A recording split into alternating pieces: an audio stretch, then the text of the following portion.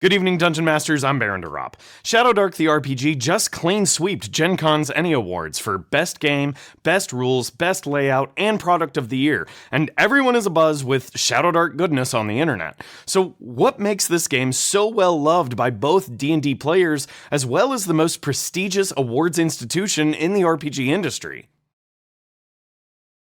Everything about Shadowdark has been designed to make the way old-school D&D was played back in the 70s and 80s feel as approachable as possible to the contemporary gamer.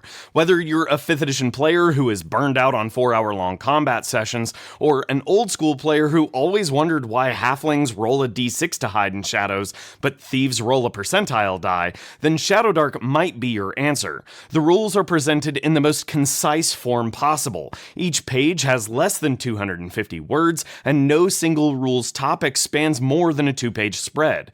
All the basics you need to know to get started can be consumed in less than 5 minutes of leisurely reading, and then it's right into character creation. Roll 3d6 down the line, decide on an ancestry to get a cool ability like the elf's bonus to archery and spellcasting, or the goblin's inability to be surprised, and then pick a character class. As an example of the game's conciseness, everything you need to know about the fighter class is on a single page, while the most complicated class, the wizard, still fits on a tidy 2 pages with room for an illustration.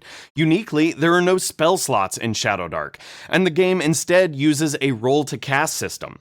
If your character knows a spell, it must make a spellcasting check to successfully cast it. If the cast is successful, the character can attempt to cast that same spell again at a later time. But if they fail to cast the spellcaster loses the ability to cast it again until they find an opportunity to rest. Critical spellcasting failures will result in a spell mishap, which might cause the spell to blow up in the character's face, or worse. Further, all of the spell descriptions are extremely concise and straightforward, with the most descriptions ringing in at less than 40 words. I just want to pick on the spell Polymorph for a second, because it's one of the more complicated spells in the game, but still has room for artwork in the column it's printed in, and is still somehow shorter than the spell description for 5th edition's Burning Hands. Next, when it comes to gameplay mechanics, everything you need to know to play the game, like exploration or dungeon crawling, can be read in under 10 minutes.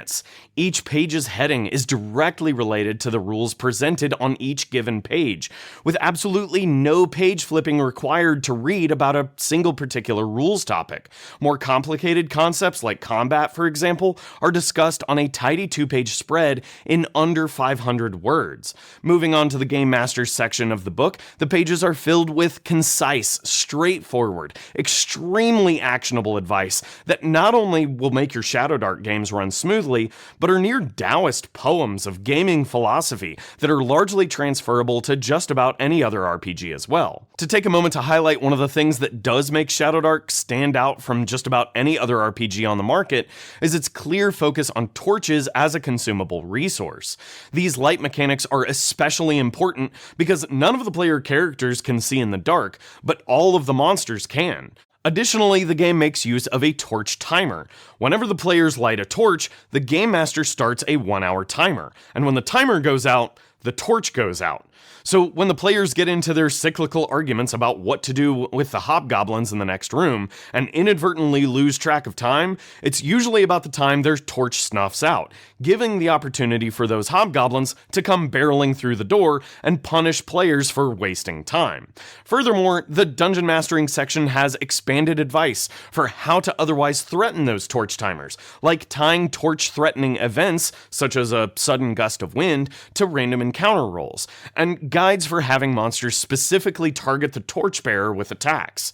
Through the rest of the book, the text offers actionable tools to quickly roll on inspirational tables in order to develop anything you could need for your next campaign or adventure.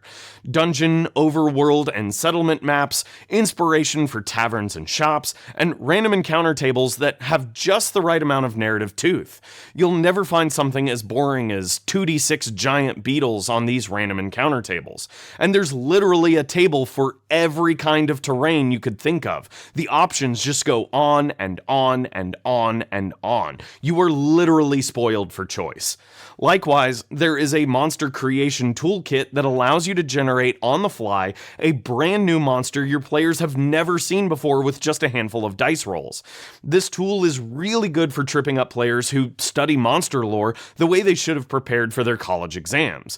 But if making your own monsters isn't your thing, the book also provides digestible monster stat blocks for just about every standard issue fantasy monster you could think of. In the last chapter of the book, the Game Master is given treasure tables that are just as narratively toothy as those random encounter tables. And just a note here, if you've ever been frustrated with the 5e random treasure tables that result in 30 gemstones and a descriptionless painting worth 600 gold, then these tables eviscerate that problem.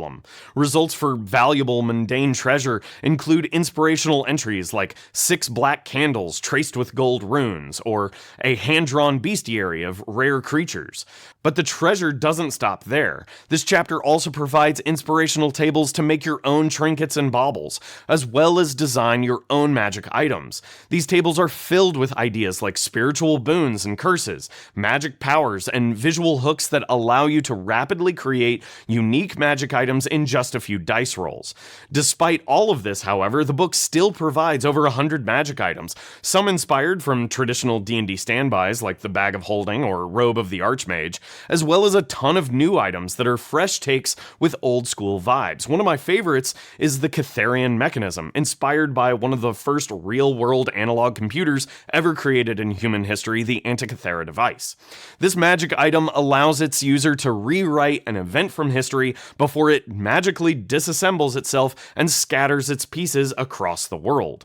At any rate, everything you need to run and develop your own campaign is neatly packaged into these 325 pages. However, with all of this said, you will have noticed that while the core rulebook is everything you need to develop your own campaign setting and adventures, doing all this work still takes quite a bit of time, and the core rulebook only has 4 basic character classes for your players to choose from. This is where the various Cursed Scroll zines come in. At the time of this video's release, there are currently 3 different zines that are of equal parts player supplement and campaign setting, much like the old Gazeter magazines published by TSR throughout the 80s. Each zine features a hex-gridded adventuring area complete with random encounter tables and keyed locations, a large dungeon ready for exploration, and additional content for your players, like new character classes related to the theme of the adventuring area, new spells the characters get access to, and new gear and monsters to fight, as well as mechanics to reinforce the narrative of each particular campaign setting.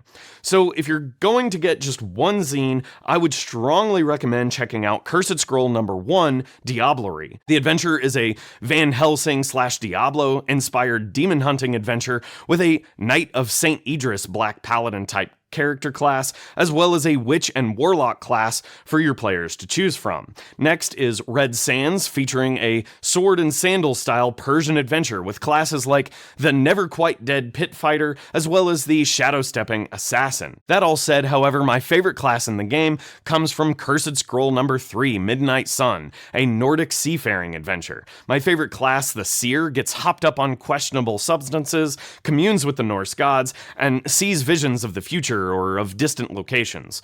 So if you want to pick up your own copy of Shadowdark, there are links to the rulebook in the description below, and don't forget to pick up one of those zines while you're at it. However, if you just want to try before you buy, you can download the free Quick Start rules instead. So you've gotten a copy of the rules and are ready to start designing your own adventures. If that's the case, then you should check out my 2024 Weird Tales Shadowdark Game Jam, starting today, August 10th, and ending August 31st. To sign up, visit the Game Jam in the link in the description below at itch.io. You'll be assigned 3 randomly selected magazine covers from the old pulp fantasy fiction series called Weird Tales, and use those covers or titles or artwork or just vibes, as inspiration for your own Game Jam submission. The winner will receive a free copy of the Shadowdark core rules, or all 3 Cursed Scroll zines, and a $50 Amazon gift card. And I look forward to seeing everyone's submissions at the end of the month. If you'd like to help me make more content like this in the future, please consider supporting me on Patreon or becoming a channel member. Thanks for watching, Dungeon Masters, and until next time, good night.